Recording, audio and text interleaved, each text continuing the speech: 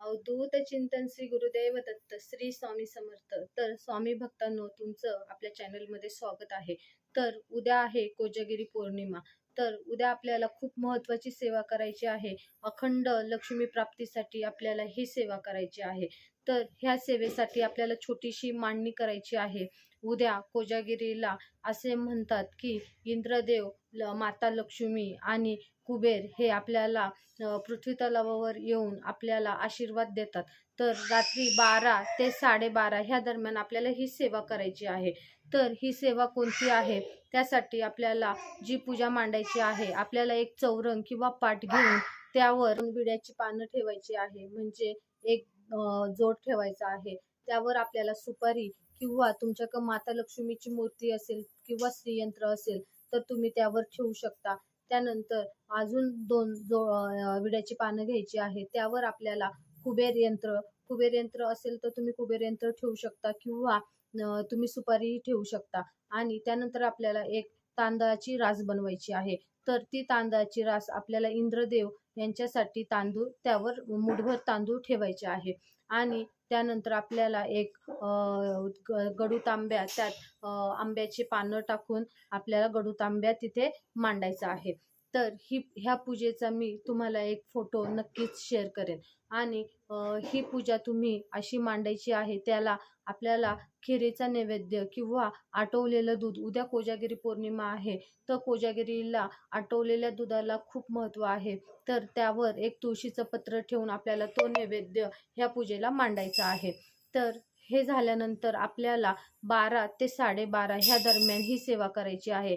तर 12च्या आधी तुम्ही ही पूजा मांडून घेऊ शकता. त्यानंतर बरोबर 12 वाजता तुम्हाला सेवा करण्यासाठी बसायचं आहे. सर्व सुपारी किंवा श्रीयंत्र, लक्ष्मी ह्या चारही देवतांना तुम्हाला हळद कुंकू अक्षता वाहून नमस्कार करून तुम्हाला सेवा करायची आहे. तर तुम्हाला एक माळ स्वामी महाराजांची करायची आहे. त्यानंतर विष्णू गायत्री मंत्र 11 माळ जप करायचे आहे. जर 11 माळ जप तुम्हाला करता येत नसेल तर तुम्ही 16 वेळाही म्हणू शकता. त्यानंतर माता लक्ष्मीचा महालक्ष्मी मंत्र तुम्हाला म्हणायचा आहे. ओम महालक्ष्मीचं विद्महे विष्णू पत्नीचं धीमहि तन्नो विष्णू प्रचोदयात. हे 11 माळ जप करायचं आहे. किंवा तुम्हाला शक्य नसेल तर तुम्ही 16 वेळाही म्हणू शकता. त्यानंतर श्री सुक्तम हे तुम्हाला 16 वेळा म्हणायचं आहे. आणि त्यानंतर येतं ते श्री व्यंकटेश स्तोत्र. व्यंकटेश स्तोत्र हे तुम्हाला 1 वेळा म्हणायचं आहे. आणि गीतेचा अध्याय 15वा हा 1 वेळा पठण करायचा आहे. तर ही सेवा तुम्हाला रात्री 12 ते 12:30च्या दरम्यान करायची आहे.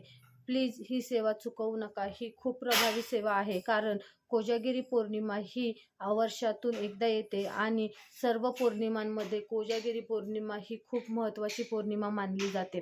उद्या आपली देवदेवता, जे आपण रात्री काही सेवा करतो किंवा दूध आटवण्यासाठी बसतो, तर हे देवदेवता आपल्याला आशीर्वाद देण्यासाठी पृथ्वी तलावर येत असतात. तर त्यात जर तुम्ही त्या टाईममध्ये जर तुम्ही सेवा केली तर नक्कीच माता लक्ष्मी प्रसन्न होऊन तुमच्या घरात नक्कीच येईल.